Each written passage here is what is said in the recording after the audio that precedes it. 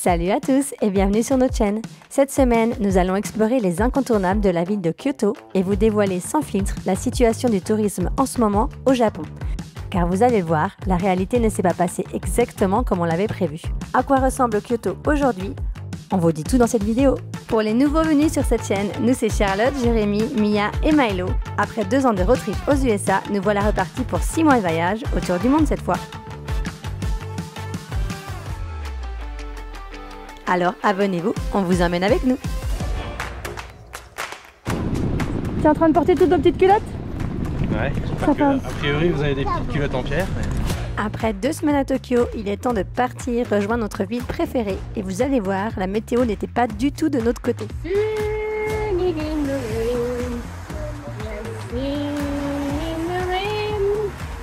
crois que c'est là. Oups. Allez, on rentre. Dès le lendemain, on commence la visite par le temple le plus visité de Kyoto. Bon, on est où, Jérémy?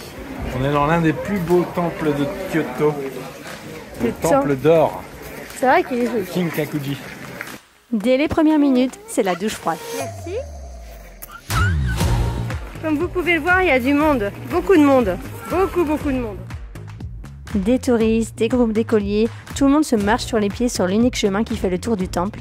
On a finalement trouvé un petit bout de barrière libre pour s'arrêter et faire quelques photos, mais on a vite compris que la visite de Kyoto n'allait pas du tout se passer comme les 2 dernières fois. Parce que oui, c'est notre 3e fois au Japon et on a vu cette fois-ci un changement radical. Kyoto est malheureusement en train de payer le prix de sa popularité.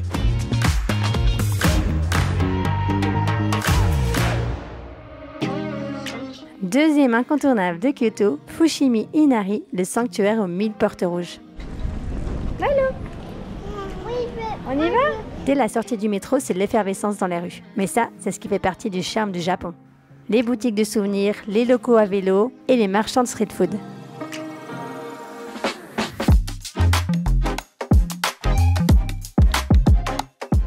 Comment la glace à la fraise?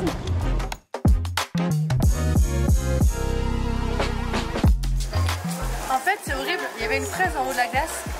Moi, j'ai pris la glace juste parce que je voulais la fraise. C'est pour vous dire comme je suis en manque de fruits et de légumes. Tu vois. En fait, on trouve pas de fraises dans les magasins. Moi, je me dis, c'est peut-être pas la saison, mais elles sont bonnes en plus. Donc, dans les trucs de glace. Donc, je sais pas où ils les ont. Mais pas dans les grandes surfaces.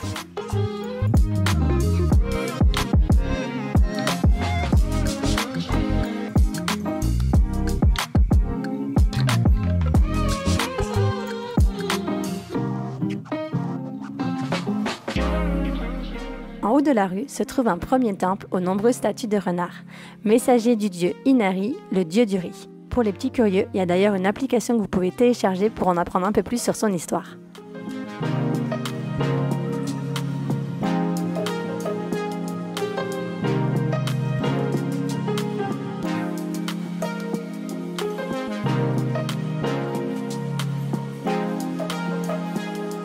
S'ensuit une randonnée de 4,5 km avec plus de 12 000 marches. Alors surtout ne faites pas comme nous, pensez aux portes-bébés. Oh, regarde toutes les portes, mon chat! Il y en a des plus grandes et des plus petites. C'est le long de ce chemin que se trouvent les 10 000 torii, chacune gravée avec la date et le nom de son donneur. Comme dans les autres temples, la foule est impressionnante. Mais bonne nouvelle, le début est bondé, mais plus vous montez, moins il y a de monde.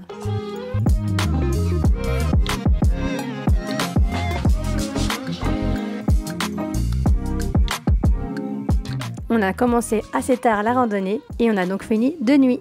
On n'a malheureusement pas pu monter jusqu'au bout, tout le monde était fatigué, on n'avait pas mangé et le lendemain, une grosse journée nous attendait.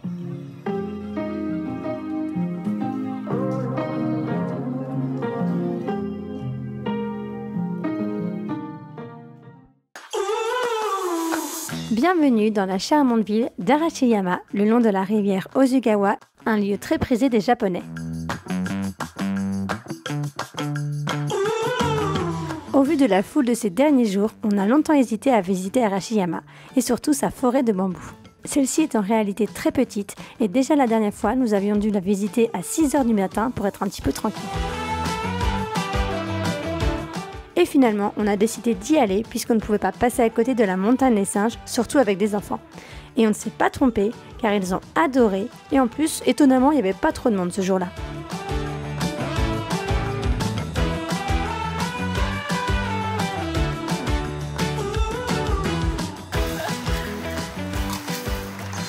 Tu fais quoi? Je te filme.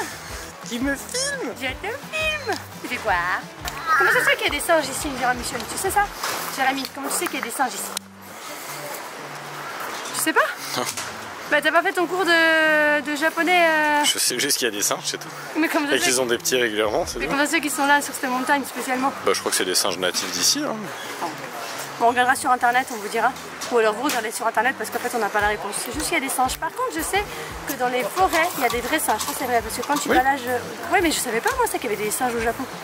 Dans les forêts. Je pensais vraiment pas qu'il y avait des singes. Donc si, il y a des singes. Une fois que vous arrivez à l'entrée de base, vous achetez les tickets. Après, il reste 20 minutes de rando pour arriver jusqu'en haut. On va au champ, on va voir les singes. Et là, regarde, il y a interdiction banane. Alors le truc quand on randonne, c'est que je sais jamais à quel côté il faut qu'on se mette. Quand on croise des Japonais, il faut qu'on se mette à gauche. Et quand on croise des Européens, enfin des Occidentaux, qu'on se mette à droite. Et Jérémy, quand on arrivera en haut de la randonnée, vous expliquera pourquoi les Japonais conduisent à gauche. Tranquille, Bébile. Tranquille, il fait sa vie.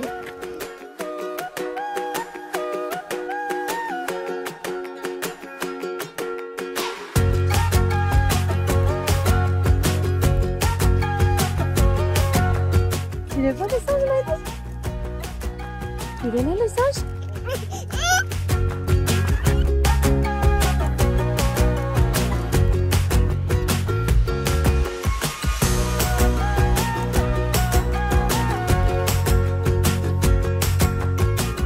Alors, ce qui est énorme ici, c'est que c'est pas les singes qui sont en cage, c'est les hommes. Tu peux acheter à manger et t'enfermer dans la maison pour leur donner à manger en fait. C'est toi qui es en cage et c'est eux qui sont libres et qui mangent. C'est beau quand même. J'adore.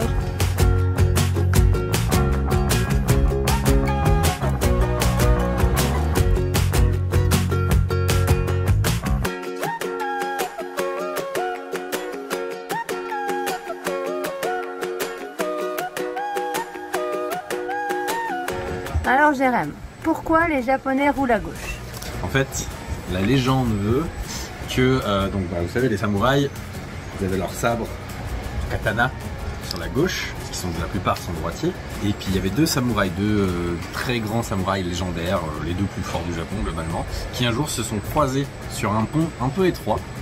Et comme le pont était étroit, ils avaient leur sabre à gauche, ils marchaient à droite, les sabres se sont cognés.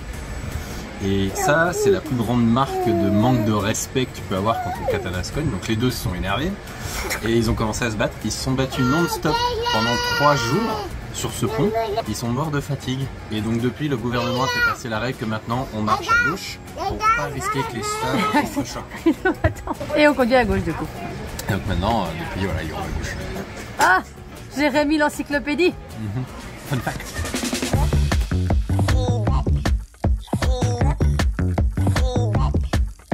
Alors c'est soit un yashishuka, en fait c'est une espèce de salade froide avec des pâtes et plein d'accompagnements autour. Ça a l'air pas mal. En fait tout ça, moi je crois que c'était des petits bouts de radis, mais en fait non, c'est des glaçons. Donc je sais pas comment t'es censé le manger. Je les ai trouvés.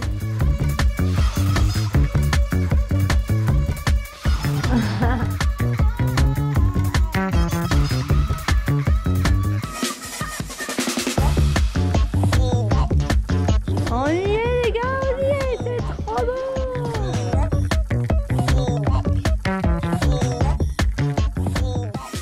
Finalement, on a été super contents de passer du temps en dehors de la ville. Demain, on y retourne avec la visite du quartier le plus vieux de Kyoto et une ambiance, vous allez le voir, complètement différente.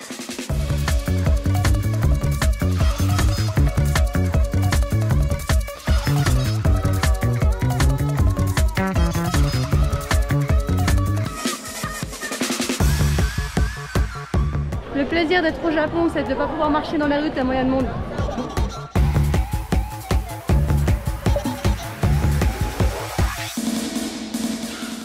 Bienvenue dans le nouveau Kyoto, là où les selfie sticks se bagarrent avec les iPhones, là où tu te noies dans la foule sans apercevoir aucun bâtiment. Bon là, soyons honnêtes, c'est pas du tout agréable. Hein. Non. Ça a perdu un peu de son charme. Ouais, c'est fou non, maintenant, l'engouement qu'il y a maintenant quoi. Enfin, au fur et à mesure des années, ça a été impressionnant le monde qui est arrivé de plus en plus. Là, on peut même pas monter les marches, on n'a même pas essayé. Tellement il y a de monde, il n'y a pas le droit de prendre des photos nulle part. Les gens font des selfies et ça fait des bouchons. Enfin, c'est impressionnant. C'est normal, hein, c'est beau, hein, donc tout le monde veut venir le voir. Hein. Moi, je comprends tout à fait, mais c'est vrai que c'est un peu étouffant en fait. Heureusement, en se perdant dans les ruelles un peu plus loin, on a pu trouver un peu de calme et apercevoir nos toutes premières geishas.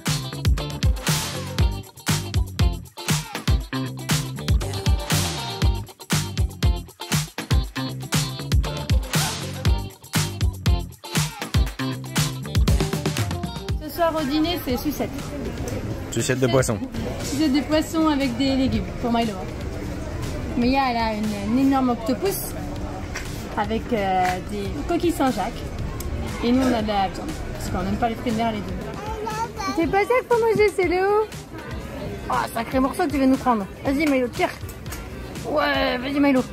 Tire, avec tes petites dents. Si vous avez des enfants qui sont des petits crados comme les nôtres, prévoyez des lingettes. Parce qu'en fait, ils ne donnent quasiment jamais de serviettes. Ou alors, c'est des serviettes un peu plastifiées qui essuient pas. Ou des mouchoirs qui font des petits blancs. Donc, prévoyez des lingettes, c'est très utile. Alors, c'est bon? Il y a beaucoup de mer quand même, hein. Tu sens que c'est pas la meilleure partie de la viande, mais c'est... Ah ouais? Ouais, c'était super tendre. Ouais, bah, beaucoup de mer, moi. Tu vois, il y avait le Kobe Beef, hein. Bon, c'était nettement plus cher. C'est 4 fois plus cher.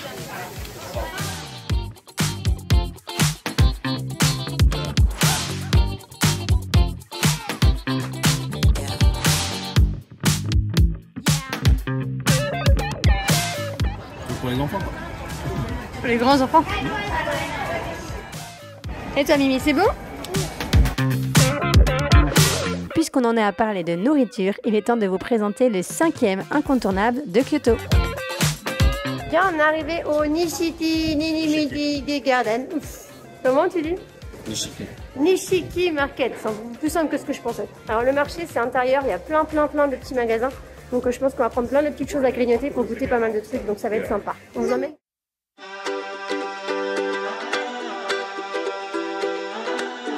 Notre objectif du jour, tester le plus de spécialités japonaises possible. Des poissons frits aux brochettes de poulpe en passant par les mochi au thé vert, ce n'est pas le choix qui manque. C'est bon, Milo? Entre la foule engorgée, le brouhaha ambiant et les signes interdisant de manger devant les restaurants, trouver une place tranquille pour s'asseoir n'est pas de tout repos. Et surtout, n'oublions pas la règle d'or, manger en marchant est considéré comme impoli au Japon. Par contre, on n'a pas vu, c'est hyper cher, c'est genre 800 yens. Ça fait, pour 3 crevettes, ça fait quoi 800 yens? C'est ce qu'on mange d'habitude dans un repas. Ouais, en d'habitude, on fait un repas pour 800 yens. Thank you!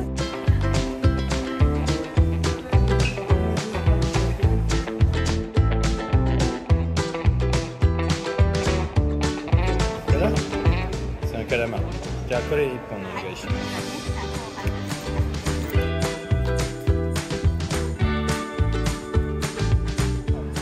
Ah ouais? C'est bon? Voilà.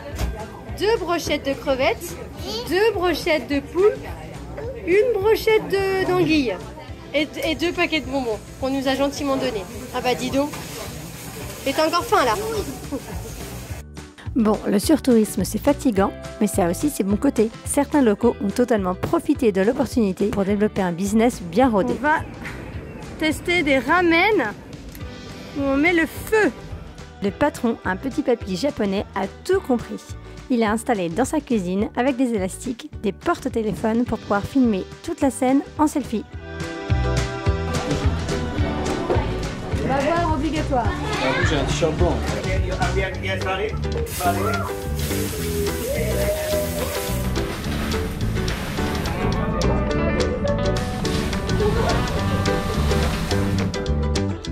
C'est impressionnant et délicieux, alors assurez-vous de ne pas le rater. Allez, place au dernier incontournable de cette vidéo, et surtout celui qui offre la plus belle vue sur la ville. Mais avant, on s'est dit qu'il était temps de faire une petite réaction à chaud de notre première semaine à Kyoto. C'est la review de Kyoto. De Kyoto, c'est parti. Bah écoute, moi j'ai adoré hein, parce que la ville avec tous ses temples, c'est quand même beaucoup plus nature que Tokyo. Ouais, pour moi c'est beaucoup plus traditionnel, donc du coup beaucoup plus typique japonais. Maintenant après, ben Kyoto ça devient aussi super touristique maintenant. Ah, petite urgence bébé. On a une tentative d'évasion dans la rivière du bébé. C'est vrai que par contre, voilà, ils se prennent une énorme vague de touristes. D'ailleurs, j'ai vu des articles là-dessus. Ils sont en train de penser à des mesures pour essayer de réguler un peu tout ça. Bah, ils ont même des affiches quand même pour apprendre aux étrangers de comment se comporter quand même. Bien se comporter. Quelles règles faut suivre, etc. Parce que les gens font un peu n'importe quoi en fait. Sur le tourisme, en fait, ils attendent un peu de voir si c'est une vague post-Covid qui va se continuer et rester comme ça constamment, ou si c'est juste ça fait 3 ans que personne peut venir au Japon et du coup, bah, maintenant tout le monde veut y venir. Donc ils attendent de voir un peu et puis ils vont prendre des mesures, probablement des quotas, enfin on sait pas trop. Et bon, on verra. Nous, c'est pas grave, on va devoir s'éloigner de plus en plus dans des villes de plus en plus loin et plus petites. Et puis bah voilà, on trouvera toujours le Japon traditionnel quelque part. Voilà. On va juste fouiller un peu plus. Et d'ailleurs, Kyoto hors des sentiers battus, c'est ce qu'on va vous montrer dans la prochaine vidéo. Alors abonnez-vous pour être sûr de ne rien rater.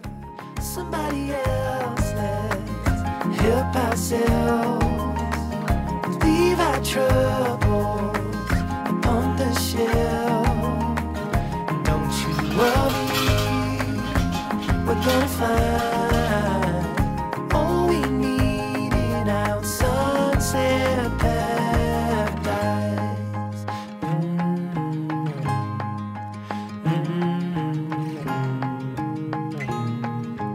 All the sidewalks. Pour éviter la foule et que ce soit plus simple avec la poussette, parce que sinon il faut qu'on mette en porte-bébé, on a pris la route parallèle qui est beaucoup plus paisible. Bon, ok, tu vois moins de temples, hein, faut se l'avouer, c'est un petit chemin en pierre, mais c'est mignon quand même, regarde.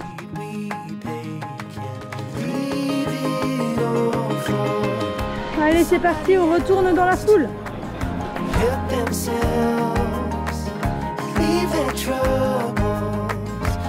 Je pense que la dernière fois qu'on est venu, il y avait genre 100 personnes sur la terrasse, c'est tout.